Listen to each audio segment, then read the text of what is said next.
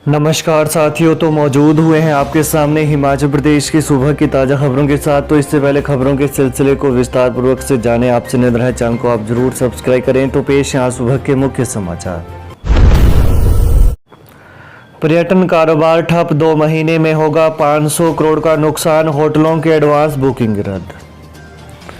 प्राकृतिक आपदा के चलते हिमाचल प्रदेश का पर्यटन कारोबार अगले 2 महीने तक उभर नहीं पाएगा। 2 माह में पर्यटन कारोबार को करीब 500 करोड़ के नुकसान का अनुमान है।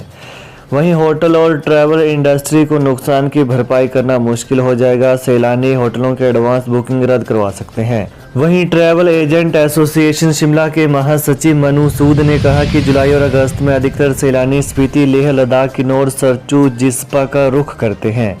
आपदा की भयावह तस्वीरों और वीडियो से सैलानी सकते में है। सितंबर के बाद ही सैलानियों के दोबारा हिमाचल का रुख करने की संभावना है। कुफरी में पर्यावरण नियमों का उल्लंघन जांच के लिए एनजीटी ने बनाई कमेटी। नेशनल ग्रीन ट्रिब्यूनल ने पर्यटन स्थान कुफरी में पर्यावरण नियमों के उल्लंघन पर कड़ा संज्ञान लिया है। एनजीटी ने मामले की गंभीरता को देखते हुए 2 सदस्यीय कमेटी का गठन किया है। मुख्य अरण्यपाल और डीएफओ शिमला को इसका सदस्य बनाया गया है। ट्रिब्यूनल ने कमेटी को आदेश दिए हैं कि वो स्थानीय प्रशासन के साथ बैठक करें और कुफरी में पर्यावरण नियमों के उल्लंघन को रोकने के लिए कदम उठाएं। वहीं ट्रिब्यूनल ने कमेटी से कार्रवाई रिपोर्ट तलब की है। मामले की सुनवाई 3 अक्टूबर को निर्धारित की गई है। मामले की सुनवाई के दौरान ट्रिब्यूनल ने पाया कि कमेटी की रिपोर्ट के बावजूद भी कुफरी में पर्यावरण संरक्षण के लिए कोई कदम नहीं उठाए गए हैं। दिल्ली के अधिवक्ता ने एनजीटी को कुफरी में सफाई व्यवस्था न होने के बारे में पत्र के माध्यम से अवगत करवाया है। पत्र पर संज्ञान लेते हुए एनजीटी ने संयुक्त कमेटी का गठन कर रिपोर्ट तलब की है। कांगड़ा एयरपोर्ट के लिए 2 माह बाद भूमि अधिग्रहण, स्पेशल लैंड एक्विजिशन यूनिट का गठन। कांगड़ा एयरपोर्ट विस्तार के लिए अधिसूचना जारी होने के 7 दिन बाद भूमि अधिग्रहण की प्रक्रिया शुरू हो जाएगी। पिछले कल इसके लिए बाकायदा स्पेशल लैंड एक्विजिशन यूनिट का गठन कर प्रक्रिया शुरू हो गई है। इन 7 दिन के भीतर संबंधित क्षेत्र के लोग अपने दावे और आपत्तियां जमा करवा सकते हैं। एयरपोर्ट विस्तारीकरण के लिए 122 हेक्टेयर भूमि अधिग्रहित की जानी है। 2 महीनों के बाद भूमि अधिग्रहण के लिए फाइनल ड्राफ्ट तैयार किया जाएगा। पर्यटन व सुरक्षा की दृष्टि से महत्वपूर्ण कांगड़ा एयरपोर्ट विस्तार की प्रक्रिया तेज गति से आगे बढ़ रही है। ब्यास में समाया 1 करोड़ 20 लाख रुपए का घर, रिश्तेदारों के यहाँ कट रहे दिन। ब्यास नदी में आई बाढ़ सैकड़ों लोगों को गहरे जख्म दे गई। करोड़ों रुपए के मकान में रहने वाले पलक झपकते ही सड़क पर आ गए हैं। ब्यास और पार्वती नदी में आई बाढ़ ने भुंतर के बड़ा बुइन में खूब कहर बरपाया। करीब 1 करोड़ 20 लाख रुपए से बने 4 मंजिला मकान में रहने वाली सरिता शर्मा के अब दिन और रातें रिश्तेदारों के यहाँ कट रही हैं। वहीं पड़ोसी बलदेव राज वर्मा का भी यही हाल है। उनके 1 करोड़ के घर का नामो निशान नहीं है। सरिता शर्मा ने बताया कि कभी नहीं सोचा था कि उनके जीवन भर की कमाई इस तरह पानी में मिल जाएगी। वहीं आपदा से उभरने में अभी उन्हें समय लगेगा। एक एक ईंट कर जोड़ा मकान पल भर में ही ताश के पत्तों की तरह ढेर हो गया। सरिता शर्मा ने बजोड़ा स्थित अपने भाई के मकान में शरण ले रखी है, जबकि 2 माह के बच्चे के साथ बहू को मायके भेजा है। वहीं बेटा निजी कंपनी में नौकरी करता है।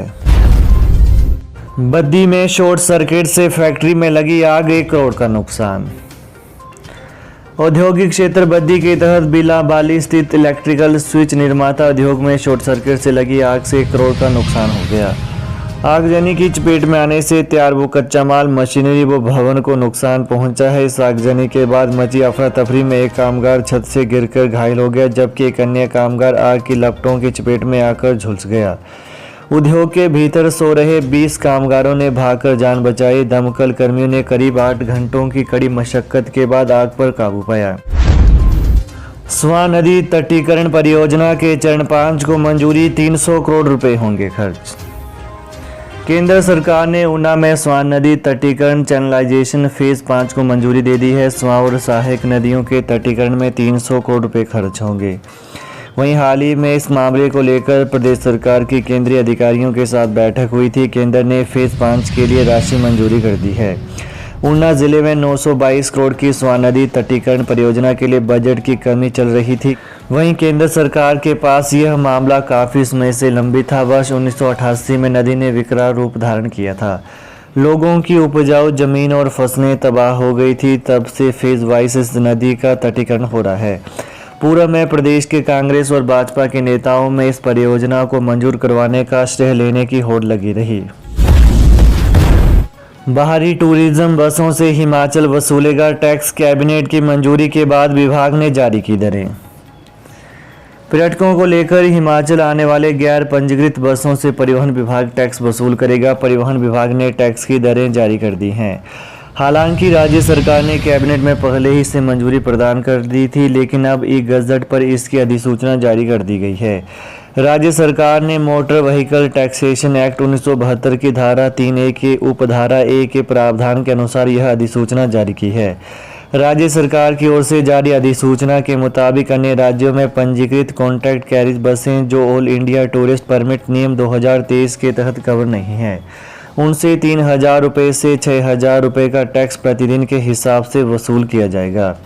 वहीं इनमें 13 से 32 सीटर ऑर्डिनरी, सेमी डीलक्स और डीलक्स बसों से 3,000 रुपये प्रतिदिन टैक्स वसूल किया जाएगा। प्रदेश में आज से फिर बारिश। 10 जिलों में भारी बारिश को लेकर येलो अलर्ट जारी। हिमाचल प्रदेश में आज से मौसम फिर करवट बदलने वाला है। मौसम विभाग ने प्रदेश के 10 जिलों में आज से भारी बारिश को लेकर येलो अलर्ट जारी किया है। लाहौल स्पीति और किन्नौर जिला को छोड़कर सभी में भारी बारिश की संभावना है। वहीं मौसम विज्ञान केंद्र शिमला के निदेशक सुरेंद्र पॉल का कहना है कि प्रदेश में 14 से 17 जुलाई तक भारी वर्षा को लेकर येलो अलर्ट जारी है। ऐसे में लोगों को एहतियातन बरतने की सलाह दी गई है। सड़कें बंद होने से एचपीयू नहीं पहुंच पा रहे विद्यार्थी। पीजी की परीक्षाएं स्थगित। हिमाचल प्रदेश विश्वविद्यालय ने 17 जुलाई से शुरू होने वाली स्नातकोत्तर डिग्री कोर्स की सेमेस्टर परीक्षाएं स्थगित कर दी हैं।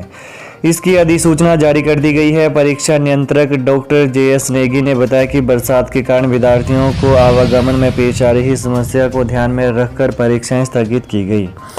वहीं विश्वविद्यालय अब अलग से पीजी की परीक्षाओं का शेड्यूल जारी करेगा। परीक्षाओं के लिए प्रदेश भर में 43 केंद्र बनाए गए थे। इनमें करीब 25,000 विद्यार्थी परीक्षा में अपील होने थे। विश्वविद्यालय के इस फैसले से परीक्षार्थियों को भारी राहत मिली है। स्पेशल बसों का 20% अतिरिक्त किराया नहीं लेगा HRTC।